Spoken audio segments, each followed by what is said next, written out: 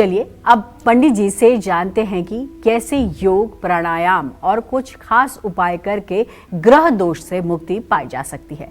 सबसे पहले बात करते हैं सूर्य ग्रह की। सूर्य ग्रह के शुभ फल पाने के लिए कौन सा योग और प्राणायाम करना चाहिए, जानते हैं पंडित जी से। पंडित जी बताएं। देखो पल्लवी, ऐसा है ना कि सूर्य जो है ग्रहों का राजा है और किसी भी व्यक्ति के जन्म कुंडली में सूर्य प्रतिनिधित्व करता है पिता का, सूर्य प्रतिनिधित्व करता है आत्मा का, सूर्य प्रतिनिधित्व करता है आत्मबल का, सूर्य प्रतिनिधित्व करता है यश कीर्ति का और सूर्य प्रतिनिधित्व करता है क्रिएटिविटी का।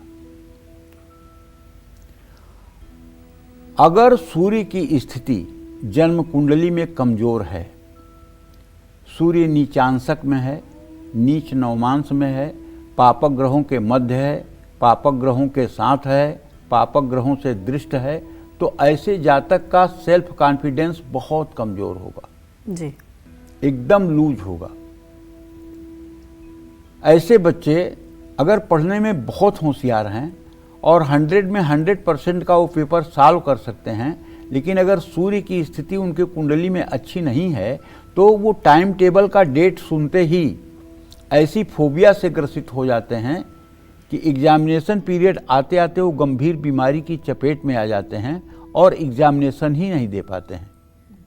तो अगर आपका भी आत्मबल कमजोर है, आपका कॉन्फिडेंस आपको लगता है कि मजबूत नहीं है,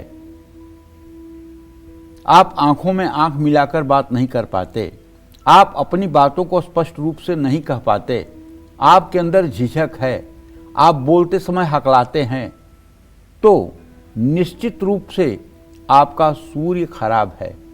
अगर आपके पिता का सुख अच्छा नहीं है, आपके पिता के जीवन में बहुत ज़्यादा स्ट्रगल है, आपका पिता संघर्षों से घिरा हुआ है, तो इसका मतलब कि आपकी जन्म कुंडली में सूर्य ग्रह निर्बल है, पाप पीड़ित है। इसके लिए जब किसी व्यक्ति की राशि में सूर्य अनिष्टकारक स्थान में हो या अनिष्टकारक हो तो उस व्यक्ति के आसपास नकारात्मकता फैल जाती है, आत्मविश्वास कमजोर पड़ने लगता है, आँख, दिल, तंत्रिका तंत्र कमजोर हो जाता है। ऐसे लोग जिन पर सूर्य ग्रह अशुभ प्रभाव डालता है उनको सूर्य नमस्कार करना चाहिए। सूर्य नमस्कार का मतलब कि प्रातःकाल उठिए, सूर्य को जल अर्घ दीजिए, कहिए 3 बार ओम ब्रह्म स्वरूपिणे सूर्य नारायणाय नमः और 3 बार में जल गिरा दीजिए। अगर सूर्योदय से 1 घंटे के अंदर जल दे रहे हैं तो, अगर 1 घंटे के बाद जल दे रहे हैं तो 1 बार बिना मंत्र के जल गिरा दीजिए, जिसको प्रायश्चित अर्घ कहते हैं। उसके बाद 3 बार ये मंत्र बोलते हुए अर्घ दीजिए, ओम ब्रह्म स्वरूपिणे सूर्य नारायणाय नमः। कालचक्र के दर्शकों को चाहिए कि ये मंत्र अपने छोटे छोटे बच्चों को भी याद कराएं। जैसे हर बच्चे को गायत्री मंत्र याद होता है, वैसे अर्घ देने का भी मंत्र हर बच्चे को जानना चाहिए। सूर्य नमस्कार ये 10 प्रकार के एक प्रकार का योगा है। आपने बहुत बार इसको टेलीविज़न पर, यूट्यूब पर और हर जगह देखा होगा। इस योग को करने से स्त्री, पुरुष, बाल, वृद्ध, बालक, बालिका सभी लोग इस प्राणायाम को, जिनकी उम्र 8 साल से ज़्यादा है, वो कर सकते हैं। ये संपूर्ण योग है। इसके करने के बाद किसी और व्यायाम की आवश्यकता नहीं रह जाती है। इसके 10 जो प्रकार हैं वो मतलब कि सारे 10 जो अवस्थाएं हैं वो सारे योग को पूर्ण करती हैं। इसके साथ ही भस्त्रिका प्राणायाम सबसे उत्तम है। भस्त्रिका प्राणायाम सबसे उत्तम है। अपने घर की पूर्व दिशा में एक सूर्य यंत्र स्थापित करना चाहिए, उसकी हर रोज पूजा करनी चाहिए और हर रोज आदित्य हृदय स्तोत्र का पाठ करना चाहिए। अगर सामान्य सूर्य खराब है तो, लेकिन अगर सूर्य नीच राशि और नीच नवांश में है तब शायद ये उपाय भी छोटे पड़ जाएंगे, तब इन उपायों से लाभ नहीं होगा। आप कहेंगे पंडित जी ने तो कहा था लाभ होगा, लेकिन हुआ नहीं। तो उसके लिए जैसा रोग वैसी दवा। अगर कोई कैंसर का पेशेंट है तो उसको कीमो लगाना पड़ेगा। अगर सूर्य नीच नवांश में है और नीचांशक में है तो छोटी मोटी इलाज काम नहीं करेगा।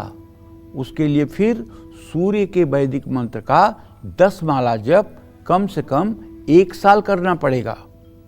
अगर आप प्रशासनिक सेवा के लिए तैयारी कर रहे हैं और आपका आत्मबल आपको कमजोर लगता है, आप राजनीति के क्षेत्र में हैं लेकिन पनप नहीं पा रहे हैं, तो आपको सूर्य के वैदिक मंत्र का 10 माला नित्य जप करना चाहिए सूर्य को अर्घ्य देने के बाद। ये वैदिक मंत्र क्या है?